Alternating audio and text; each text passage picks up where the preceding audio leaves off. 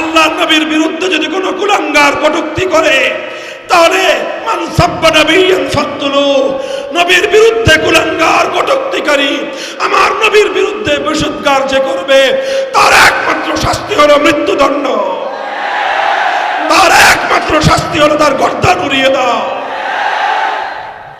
নবীর দুশমনকে শাস্তি দেওয়া রাষ্ট্রের দায়িত্ব, নবীর দুশমনকে শায়েস্তা করা দায়িত্ব বিচার ব্যবস্থার, নবীর দুশমনকে মৃত্যুদণ্ড দেওয়া দায়িত্ব হলো বিচার বিভাগের। কিন্তু রাষ্ট্র যদি সে দায়িত্ব পালন করতে ব্যর্থ হয়, বিচার বিভাগ যদি নবীর দুশমনের গলায় ফাঁসির দড়ি ঝুলাতে ব্যর্থ হয়, আর সেই ব্যর্থতার কারণে আল্লাহর নবীর কোন পেয়ারা উম্মত, নবীর কোন আশেক উম্মত যদি নবীকে কটাক্ষকারীকে হত্যা করে, নবীকে কটাক্ষকারীকে খতম করে দেয়, এর বিচার করবার কোন অধিকার রাষ্ট্র এবং বিচার বিভাগের নাই।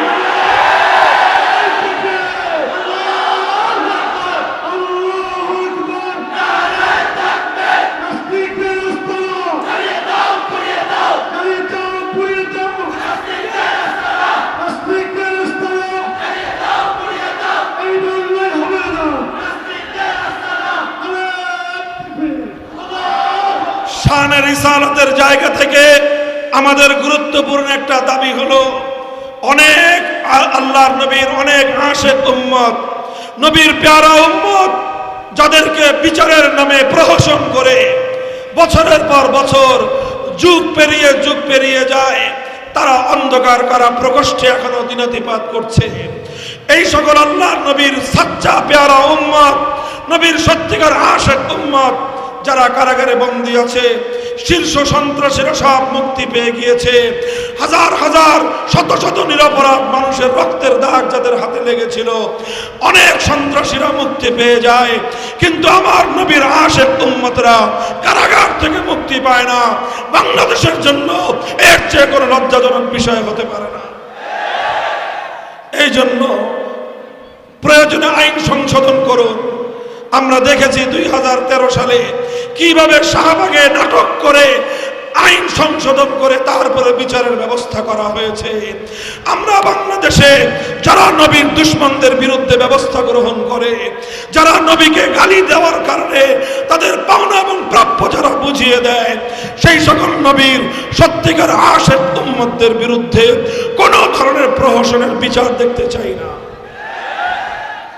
সাহাবায়ে কেরাম এই ঈমানের উদ্দীপনায়, এই ঈমানের চেতনায় তারা উজ্জীবিত ছিলেন। হযরত সাদ ইবনে আবি ওয়াক্কাস রাদিয়াল্লাহু তাআলা আনহু বলেন, যখন আমি শুনলাম আমার ভাই আল্লাহর নবীর শরীর থেকে রক্ত ঝরিয়েছে, আল্লাহর কসম খেয়ে বলি, ফামা হারিস্তু আলা কাতলি আহাদিন কাতলি আলা হিরসি আলা কাতলি আখি উতবা ইবনে আবি ওয়াক্কাস। আমি আমার ভাইয়ের হাতে আল্লাহর নবীর রক্তের দাগ দেখার পর আমি আমার ভাইকে হত্যা করার জন্য যতটা পাগল পারা হয়েছি, জীবনে আমি কোনোদিন কোনো মানুষকে হত্যা করার জন্য এতটা পাগল হই নাই।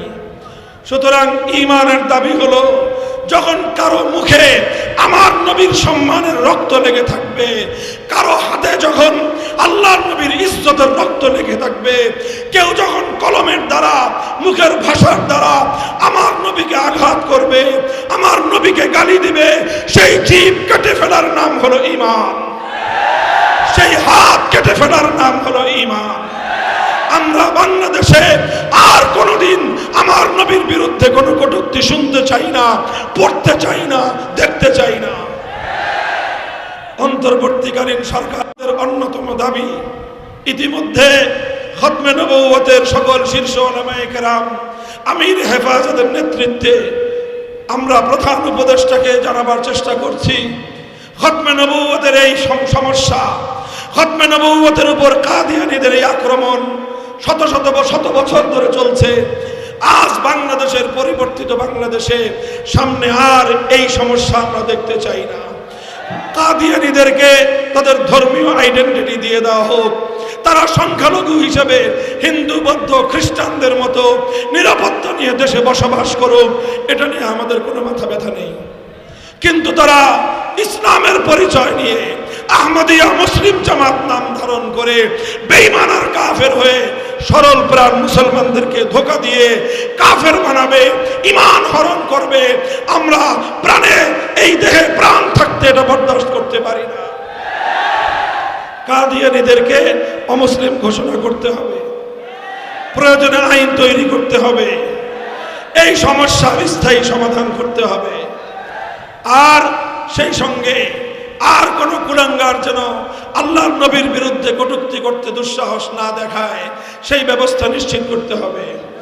এই জন্য আমাদের চূড়ান্ত দাবি, আমাদের চূড়ান্ত কথা হলো এই, আল্লাহর নবীর বিরুদ্ধে যদি কেউ কটাক্ষ করে, চাই সে ফেসবুকে লিখুক, অথবা সে ব্লগিং করুক, অথবা সে ইউটিউবে বক্তব্য দিক, লিখুক, বলুক, অথবা কোনো বইয়ের মধ্যে লিখুক, কোনো বক্তব্যে প্রচার করুক, কোনো ভাষণে কথা বলুক, আল্লাহর নবীর বিরুদ্ধে যারা কটাক্ষ করবে, নবীকে যারা গালি দিবে, নবীর কটাক্ষ এবং কটূক্তির বিরুদ্ধে সর্বোচ্চ শাস্তির বিধান, মৃত্যুদণ্ডের আইন চাই, মৃত্যুদণ্ডের আইন চাই, মৃত্যুদণ্ডের আইন চাই।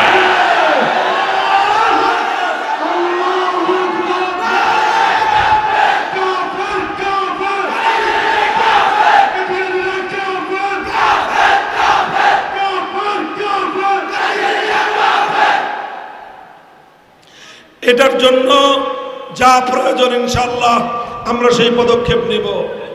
তবে এর আগে বর্তমানে বাংলাদেশের যে পরিস্থিতি চলছে, আমি আমার শেষ কথা বলছি, সকল দায়িত্বশীল মহল, সরকার এবং রাষ্ট্রের প্রশাসনের গুরুত্বপূর্ণ কর্মকর্তা, বিগত আগস্ট বিপ্লবের মহানায়ক ছাত্র জনতা এবং তাদের নেতৃবৃন্দ, বাংলাদেশের সকল রাজনৈতিক পক্ষ এবং মহল, সকলের প্রতি উদাত্ত আহ্বান জানাই, পরাজিত শক্তি, বাংলাদেশ বিরোধী শক্তি দেশের মধ্যে অস্থিতিশীলতা সৃষ্টি করে আবার নতুন করে তারা দেশে পুনর্বাসিত হওয়ার চেষ্টা করছে। কোনোভাবেই দেশের মধ্যে অস্থিতিশীলতা সৃষ্টি করতে দেওয়া যাবে না। যে কোনো সংকট সকলে আলোচনার মাধ্যমে সমাধান করতে হবে। এখন আন্দোলন করে সমস্যা সমাধানের সময় নয়, এখন আলোচনার মাধ্যমে সমস্যার সমাধানের সময়। কাজেই এই বিষয়টা আপনারা সকলে গুরুত্ব দিয়ে মনে রাখবেন, স্মরণ রাখবেন।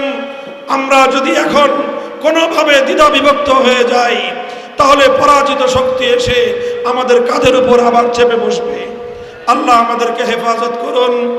আমির হেফাজত শহীদ ইসলাম আল্লামা আহমদ শফি, শহীদ সরকার বারবার উলামায়ে কেরামের বিরুদ্ধে রুখে দাঁড়িয়েছে। সর্বশেষ যখন বাংলাদেশের প্রতিটি গুরুত্বপূর্ণ জায়গায় মূর্তি স্থাপন করার মাধ্যমে, ভাস্কর্যের নামে মানুষের মূর্তি স্থাপন করার মধ্য দিয়ে বাংলাদেশের যেই হাজার বছরের ঐতিহ্য, ইসলামী ঐতিহ্যকে ভুলণ্ডিত করবার পায়তারা চালিয়েছিল। বাংলাদেশের রাজধানী ঢাকা পৃথিবীতে একমাত্র নগর, যেই নগরকে মসজিদের শহর বলা হয়, মসজিদের নগর বলা হয়। সেই ঢাকা নগরীর পরিচয়কে মুছে ফেলে ঢাকাকে মসজিদের বদলে মূর্তির নগর হিসেবে বাস্তবায়ন প্রতিষ্ঠিত করবার পায়তারা চালিয়েছিল। আমরা যখন শান্তিপূর্ণভাবে এর প্রতিবাদ করলাম, এর বিরুদ্ধাচরণ করলাম, দেখা গেল সরকার এবং সরকার দলীয় প্রত্যেকটি সাঙ্গপাঙ্গ আমাদের বিরুদ্ধে কুকুরের মতো ঘেউ ঘেউ করতে আরম্ভ করলো। কারণ কি? মূর্তির বিরুদ্ধে কথা বললে এদের গায়ে লাগে কেন? মূর্তিকে অপসারণ করার কথা বললে আওয়ামী লেসপেন্সারদের শরীরে আগুন ধরে যায়। কারণ হলো এরা যাদের পোষ্য ছিল, যারা এদের প্রভু ছিল, তারা এদেরকে বাংলাদেশের ক্ষমতার মস্তদে টিকিয়ে রেখেছিল মূর্তি সংস্কৃতি বাস্তবায়ন করার জন্য।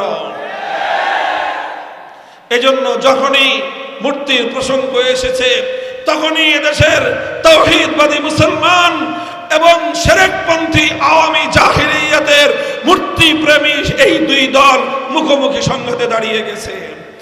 মুহতারাম হাজিরিন, আমরা বলেছি তখনই, আজও বলছি, হিন্দু সম্প্রদায়, সংখ্যালঘু সম্প্রদায় যারা যারা রয়েছে, নিজ নিজ ধর্মীয় উপাসনালয়গুলোতে যার যার ধর্ম পালন করবে, সেখানে তাদের ধর্ম পালনে নির্বিঘ্নতা সৃষ্টি করা, তাদের সেই ধর্ম পালনে নিরাপত্তা তৈরি করা, নিরাপত্তা দেওয়া বাংলাদেশের রাষ্ট্রের জিম্মাদারি এবং দায়িত্ব।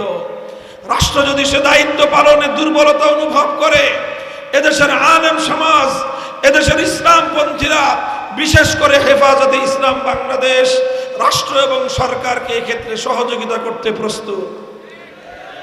হিন্দুদের মন্দিরের মূর্তি, এটা আমাদের আলোচ্য বিষয় নয়।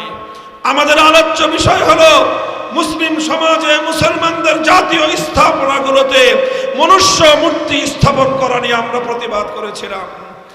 আমাদের এই প্রতিবাদগুলোকে দমন করতে না পেরে, আমাদের কথার যৌক্তিক কোনো জবাব দিতে না পেরে, আমাদের কথার সঙ্গে তর্ক এবং যুক্তিতে কুলিয়ে উঠতে না পেরে, প্রমাণের মাধ্যমে আমাদেরকে মোকাবেলা করতে না পেরে, জিন্দানখানায় আমাদেরকে বন্দী করে, আমাদের নেতৃবৃন্দকে হত্যা করে আমাদের কণ্ঠকে স্তব্ধ করার চেষ্টা করেছিল। আমরা বলেছি, আজও বলি, যখন তাওহীদ এবং শিরকের লড়াই হয়ে দাঁড়ায়, যখন মূর্তি এবং একত্ববাদের লড়াই একসঙ্গে এসে দাঁড়ায়, আমরা তাওহীদের পক্ষে দাঁড়িয়ে যাই। খলিল ইব্রাহিম আলাইহিস সালাতু ওয়াস সালামের আদর্শের সন্তান হিসেবে জীবন মৃত্যুর পরোয়া করবার সময় আমাদের থাকে না। অতীতেও ছিল না, আজও নাই। ইনশাআল্লাহ আমি এবং আমাদের পরবর্তী প্রজন্ম তাওহীদকে হেফাজত করার জন্য, শিরকি সংস্কৃতিকে মোকাবেলা করবার জন্য যা করতে হয় আমরা তাই করব ইনশাআল্লাহ। আমাদের এই মোকাবেলা, আমাদের এই প্রতিবাদ, আমাদের এই বিরুদ্ধাচরণ কোনো ব্যক্তি বিশেষের মূর্তির প্রতি নয়।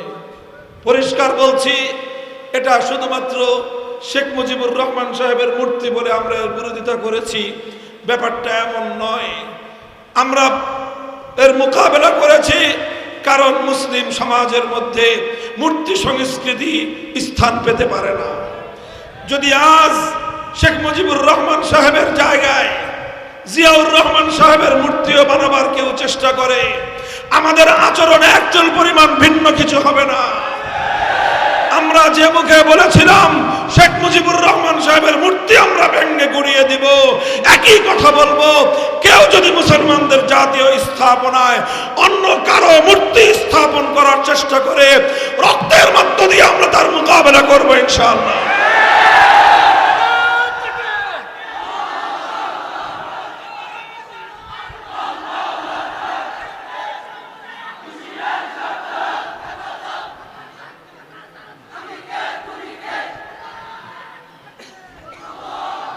মুহতারাম হাজিরিন, এই হলো আমাদের প্রথম বক্তব্য। বিগত স্বৈরাচারী শেখ হাসিনা বিশেষ করে আমার সঙ্গে যে আচরণ করেছে, এই মূর্তি ইস্যুকে কেন্দ্র করে, ভাস্কর্য ইস্যুকে কেন্দ্র করে, আরেকটা হলো বাবরি মসজিদ ইস্যুকে কেন্দ্র করে, এই দুটো ছিল আমার অপরাধ। আমার অপরাধ ছিল প্রথম, আমি হাজার বছরের মুসলমানদের ঐতিহ্য, 500 বছরের প্রাচীনতম মসজিদ বাবরি মসজিদ শহীদ করার পর আমার বাবা শাইখুল হাদিস আল্লামা আজিজুল হক রহমতুল্লাহ আলাইহি সেই বাবরি মসজিদ পুনর্নির্মাণ করার জন্য অযোধ্যা অভিমুখে লং মার্চ করেছিলেন। গোটা বিশ্ব জনমতকে তিনি সংগঠিত করেছিলেন। আন্তর্জাতিকভাবে বাবরি মসজিদের পক্ষে সারা দুনিয়ার মুসলমানরা সোচ্চার হয়ে উঠেছিল সেদিন। এটা 1992-93 সালের ঘটনা। সেই ঘটনার 30 বছর পরে এসে আমরা আবার সেই বাবরি মসজিদকে যখন ধ্বংস করে বাবরি মসজিদের জায়গায় হিন্দুত্ববাদী নরঘাতক গুজরাটের কসাই নরেন্দ্র মোদীরা যখন রাম মন্দির নির্মাণ করার উদ্যোগ নিল, আমরা বলেছি এখন আমাদের শক্তি সামর্থ্য নাই, কিন্তু আমাদের যতটুকু শক্তি সামর্থ্য রয়েছে বাবরি মসজিদের চেতনাকে হাজার বছর পর্যন্ত প্রজন্মের পর প্রজন্মের বক্ষে ধারণ করার জন্য বাংলাদেশে বাবরি মসজিদের নামে আমরা মসজিদ নির্মাণ করব।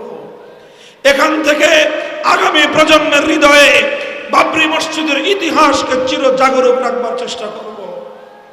রাম মন্দির নির্মাণ করার প্রেক্ষালে আমাদের এই ঘোষণা ভারতের হিন্দুত্ববাদের হৃদয়ের মধ্যে কম্পন তৈরি করেছিল। সেই ভারত সরকার বাংলাদেশি সেবাদাসী শেখ হাসিনাকে আমার বিরুদ্ধে লেলিয়ে দিল, যেন আমরা বাবরি মসজিদের কথা মুখে উচ্চারণ করতে না পারি। দ্বিতীয় বিষয় ছিল, আমরা যখন মূর্তির বিরুদ্ধাচরণ করলাম, শেখ হাসিনা নমরুদের মতো আচরণ শুরু করল। ঠিক একই খলিল ইব্রাহিম আলাইহিস সালাতু ওয়াস সালাম যখন নমরুদের মূর্তির বিরুদ্ধাচরণ করেছিলেন, নমরুদ ইব্রাহিম আলাইহিস সালামের সঙ্গে যে আচরণ করেছিল, আজকের যুগের নব্য নমরুদ ফের এই শেখ হাসিনা আমার সঙ্গে ঠিক একই আচরণ করেছে। মূর্তির বিরুদ্ধাচরণ করার কারণে নমরুদ হযরত ইব্রাহিম আলাইহিস সালাতু ওয়াস সালামকে অগ্নিকুণ্ডে নিক্ষেপ করে তার বিরুদ্ধে কঠিন শাস্তির ব্যবস্থা করেছিল। শুধু অগ্নিকুণ্ডে নিক্ষেপ করে ক্ষান্ত হয়নি, নমরুদ হযরত ইব্রাহিম আলাইহিস সালাতু ওয়াস সালামকে অগ্নিকুণ্ডে নিক্ষেপের আগে ওনার শরীর থেকে সম্মান এবং সম্ভ্রমের কাপড় খুলে নিয়ে ওনাকে বিবস্ত্র করে ফেলেছিল। অপমান করতে চেয়েছিল, লাঞ্ছিত করতে চেয়েছিল। নমরুদের আজকের দোসর শেখ হাসিনাও আমাদের বিরুদ্ধে এই মূর্তির বিরুদ্ধাচরণ করার কারণে জাতির সামনে আমাদেরকে বিবস্ত্র করবার চেষ্টা করেছে, আমাদেরকে লাঞ্ছিত করবার চেষ্টা করেছে, অপমানিত করবার চেষ্টা করেছে। ওয়ালিল্লাহিল ইজ্জাতু ওয়া লিরাসূলিহি ওয়া লিল মুমিনিন। ইজ্জত দেওয়ার মালিক একমাত্র কে? তুইজ্জু মান তাশা ওয়া তুযিল্লু মান তাশা। আল্লাহ যাকে চান তাকে ইজ্জত দেন, আর আল্লাহ যাকে চান তাকে লাঞ্ছিত করেন। প্রশ্ন ছিল যেহেতু তাওহীদ এবং শিরকের, প্রশ্ন ছিল যেহেতু একত্ববাদ এবং শিরকের, সুতরাং আমরা মাথা নত করি নাই। আমরা একত্ববাদের দাবির উপর অটল এবং অটুট ছিলাম, অবিচল ছিলাম। শেখ হাসিনা তার সমস্ত রাষ্ট্রীয় শক্তি নিয়ে আলেম সমাজকে, হেফাজতে ইসলামকে দমন করার চেষ্টা করেছিল, আমাদেরকে জেলে পড়তে পেরেছে, আমাদের আল্লামা বাবু নগরীকে হত্যা করে শহীদ করতে পেরেছে, আল্লামা আহমদ শফিকে শহীদ করতে পেরেছে, আল্লামা নূর হোসেন কাসিমিকে শহীদ করতে পেরেছে, ১,৫০০ উলামায়ে কেরামকে কারাগারে বন্দী করতে পেরেছে, আমাদের শতাধিক প্রাণ হত্যা করতে পেরেছে, কিন্তু হেফাজতে ইসলামকে দমন করতে পারে না। হেফাজতে ইসলাম ছিল, হেফাজতে ইসলাম আছে, হেফাজতে ইসলাম বাংলাদেশে থাকবে ইনশাআল্লাহ। কথা বলেন ঠিক না বেঠিক? কাজেই আমাদের কথা পরিষ্কার। আজ হিন্দুত্ববাদের জায়গায় নতুন করে আমরা দেখছি নাস্তিক্যবাদ আমাদের জাতীয় শিক্ষা ব্যবস্থায় অন্তর্ভুক্ত করার একটা পায়তারা চলছে। আমরা অন্তর্বর্তীকালীন সরকারকে স্পষ্ট বার্তা দিয়ে দেই, আমরা আপনাদেরকে সহযোগিতা করছি। আমরা চাই আপনারা যেন কোনোভাবেই ব্যর্থ না হন, কারণ আপনারা ব্যর্থ হলে আবার নতুন করে ফ্যাসিবাদ বাংলাদেশে পুনর্বাসিত হওয়ার সুযোগ পাবে। আর আপনারা সফল হলে এই ফ্যাসিবাদের কবর স্থায়ীভাবে রচিত হয়ে যাবে। কিন্তু মনে রাখবেন, যদি কেউ এই সুযোগ নিয়ে, আমাদের এই উদারতার সুযোগ নিয়ে নাস্তিক্যবাদের জায়গায়, জাতীয় শিক্ষা ব্যবস্থায় হিন্দুত্ববাদের জায়গায় নাস্তিক্যবাদকে নতুন করে অন্তর্ভুক্ত করার চেষ্টা করে, হেফাজতে ইসলাম বাংলাদেশ নীরব থাকতে পারবে না, প্রয়োজনে আবার শাপলা চত্বরে যাবে।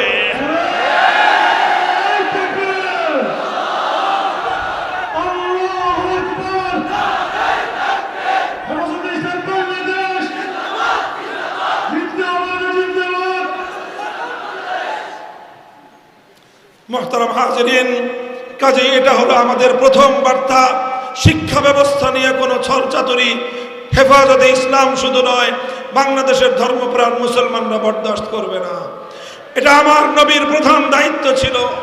আল্লাহর নবীর সমাজ গড়বার মূল হাতিয়ার ছিল শিক্ষা। শিক্ষার জায়গায় ছাড় দেওয়ার কোনো সুযোগ নাই। ২ নম্বর হলো ২০১৩ সালে হেফাজতে ইসলাম বাংলাদেশের প্রায় ৭খানিক নবী প্রেমিক তাওহীদি জনতাকে হত্যা করা হয়েছে, শহীদ করা হয়েছে।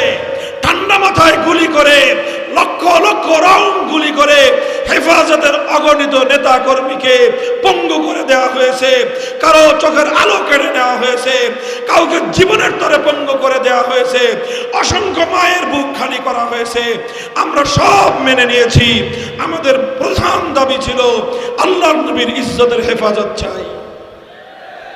আল্লামা আহমদ শফী যে দাবি করে এসেছিলেন, সেই দাবি আজ আমরা পুনর্বার উচ্চারণ করছি। সেটা হলো আল্লাহর নবীর বিরুদ্ধে কোনো কটূক্তি আমরা বাংলাদেশে বরদাস্ত করব না। আবদুহু ওয়া রাসূলুহু সাল্লাল্লাহু তাআলা আলাইহি ওয়া আলা আলিহি ওয়া আসহাবিহি ওয়া বারাকা ওয়া সাল্লাম তাসলিমান কাসীরা। أما بعد فأعوذ بالله من الشيطان الرجيم. بسم الله الرحمن الرحيم. هو الذي بعث في الأميين رسولا منهم يتلو عليهم آياته ويزكيهم ويعلمهم الكتاب والحكمة وإن كانوا من قبل لفي ضلال مبين. وقال رسول الله صلى الله عليه وسلم: بعثت معلما. بارك الله لنا ولكم في القرآن العظيم ونفعنا وإياكم بالآيات والذكر الحكيم. اللهم صل على محمد وعلى آل محمد كما صليت على إبراهيم وعلى آل إبراهيم إنك حميد مجيد. اللهم بارك على محمد وعلى آل محمد كما باركت على إبراهيم وعلى آل إبراهيم إنك حميد مجيد.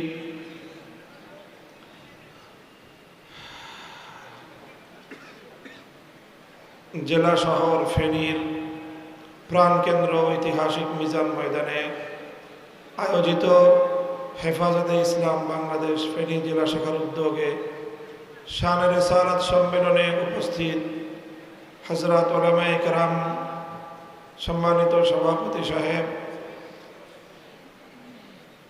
শ্রদ্ধাভাজন আমার মুরব্বী সাহেবান, সমবেত ইসলাম প্রিয় নবী প্রেমিক তাওহীদি মুসলমান ভাই ও বন্ধুগণ, ফেনীর জেলার সর্বস্তরের এলাকাবাসী, জেলার অধিবাসীগণ, দীর্ঘ সময় পর্যন্ত আপনারা আজকের এই ঐতিহাসিক শানে রিসালাত সম্মেলনে হেফাজতে ইসলামের শীর্ষস্থানীয় উলামায়ে কেরামের কাছ থেকে শানে রিসালাতের উপর নবী আকরম সাল্লাল্লাহু আলাইহি ওয়াসাল্লামের শান এবং মানের উপর, তার সম্মান এবং মর্যাদার উপর বিভিন্ন গুরুত্বপূর্ণ আলোকপাত শুনেছেন। আমাদের করণীয়, আমাদের হৃদয়ের আকুতিগুলো অবশ্যই ইতিমধ্যেই আপনাদের সম্মুখে উচ্চারিত হয়েছে। এখন সম্ভবত সর্বশেষ আমার কিছু কথা বলার পালা। আমি খুব সংক্ষিপ্তভাবে আপনাদের সম্মুখে কাটা কাটা কয়েকটি কথা আরজ করব। প্রথম কথা, একটি আওয়াজ উঠেছে বাংলাদেশে, সে আওয়াজ হলো বৈষম্য বিরোধী একটি বাংলাদেশ গড়ার প্রত্যয়। বাংলাদেশের সকল শ্রেণীর, সকল পেশার নাগরিক, সব বয়সের মানুষ একটি নতুন বাংলাদেশ দেখতে চায়, একটি নতুন সমাজ দেখতে চায়, যেই সমাজের প্রধান বৈশিষ্ট্য হবে বৈষম্যহীন। আমরা বলতে চাই, একটি সুন্দর সমাজ গড়তে হলে আলোকিত একটি সমাজ গড়তে হলে এই পৃথিবীতে আল্লাহ পাক রব্বুল আলামিন আলোকিত সমাজের যেই বাতি, যেই চেরাগ, যে নূর আল্লাহ পাক প্রজ্বলিত করেছেন, আল্লাহর প্রজ্বলিত সেই আলোকে উপেক্ষা করে কোনো আলোকিত সমাজ গড়া সম্ভব নয়। আল্লাহর কোরআন বলেছে, ওয়াইন কানু মিন ক্বাবলু লাফি দালালিম মুবিন। আরবের মানুষ তারা এক বিভ্রান্তির মধ্যে ছিল, অন্ধকারের মধ্যে ছিল। আমাদের নবী মুহাম্মদুর রাসূলুল্লাহ সাল্লাল্লাহু আলাইহি ওয়াসাল্লাম কিছু কর্মকাণ্ডের মাধ্যমে, কিছু কর্মসূচির মাধ্যমে তিনি সেই জাহেলি সমাজ ব্যবস্থাকে অন্ধকার থেকে তিনি আলোর দিকে নিয়ে এসেছিলেন। ভ্রান্তির পথ থেকে তিনি হেদায়েতের পথের দিকে জাতিকে, সমাজকে পরিচালিত করেছিলেন। আমরা স্পষ্ট ভাষায় বলি, পৃথিবীর ১৫০০ বছরের ইতিহাস একথা দ্ব্যর্থহীনভাবে প্রমাণ করে, এই জাতি, ধর্ম, বর্ণ নির্বিশেষে গোটা বিশ্ব ব্যবস্থাকে যদি আলোর পথে ফিরিয়ে আনতে হয়, হেরার গুহায় প্রজ্জ্বল সেই মশালের আলো ছাড়া ভিন্ন কোনো পথে সারা পৃথিবীকে আলোকিত করা সম্ভব নয়। এজন্য আমাদের প্রত্যয়, আমাদের অঙ্গীকার, আমাদের প্রচেষ্টা, আমাদের সাধনা, আমাদের সংগ্রাম, আমাদের লড়াই, আমরা মুহাম্মদুর রাসূলুল্লাহ সাল্লাল্লাহু আলাইহি ওয়াসাল্লামের আনিত কর্মসূচির ভিত্তিতে আমরা আমাদের এই সমাজকে আলোকিত সমাজ হিসেবে বিনির্মাণ করব ইনশাআল্লাহ। রাসূল সাল্লাল্লাহু আলাইহি ওয়াসাল্লামের যে মূল কাজ, কোরআনে পাকের সূরাতুল বাকারা এবং সূরাতুল জুমআর মধ্যে একটু সিরিয়ালের ব্যতিক্রমে একই কথা দুই আয়াতের মধ্যে বর্ণনা করা হয়েছে যে আল্লাহর নবী কিভাবে একটি অন্ধকার সমাজে আলো জ্বালিয়েছিলেন, একটি অন্ধকার জাতিকে, অন্ধকারে নিমজ্জিত একটি জাতিকে আলোকোজ্জ্বল রাজপথে তিনি পরিচালিত করেছিলেন। তার মূল রহস্য কোরআনে পাকের এই আয়াতের মধ্যে বর্ণিত হয়েছে, যেখানে মাকসাদে বিআসাতে নবী রাসূল সাল্লাল্লাহু আলাইহি ওয়াসাল্লামের আগমনের মূল উদ্দেশ্য আল্লাহ পাক রব্বুল আলামিন বর্ণনা করেছেন। আমরা জানি, আমি লম্বা আলোচনায় যাব না, খুবই সংক্ষিপ্ত কথা, সার কথা যেটা কোরআনে পাকের এই আয়াতগুলোর দীর্ঘ ব্যাখ্যা, তাফসীর আলোচনা হয় তাফসীরুল কোরআন মাহফিলে, তাফসীরুল কোরআনের দর্সে দীর্ঘ আলোচনা হয়। ইয়াতলু আলাইহিম আয়াতিহি ওয়া ইউযাক্কিহিম ওয়া ইউআল্লিমুহুমুল কিতাব ওয়াল হিকমাহ। সার কথা হলো, আল্লাহর নবী শিক্ষার মাধ্যমে, আল্লাহর নবী শিক্ষার মাধ্যমে বর্বর জাতিকে মানবিক জাতিতে রূপান্তরিত করেছিলেন। আল্লাহর নবী শিক্ষার মাধ্যমে অন্ধকারকে দূর করে আলো প্রজ্বলিত করেছিলেন। আল্লাহর নবী শিক্ষার মাধ্যমে আইয়ামে জাহিলিয়াতকে ইসলামের ইনসাফ এবং সাম্যের দ্বারা পৃথিবীকে ভরে দিয়েছিলেন। আজও আমরা এই কথাই বলতে চাই, যদি বর্তমান একটি সমাজকে আমরা ভেঙে নতুন সমাজ নির্মাণ করতে চাই, আল্লাহর রাসূল সাল্লাল্লাহু আলাইহি ওয়াসাল্লাম যেই সময়ে নবুয়ত প্রাপ্ত হয়েছিলেন, যেই সময়ে তিনি তার কার্যক্রম শুরু করেছিলেন, সেই সময়টা ছিল আইয়ামে জাহিলিয়াত।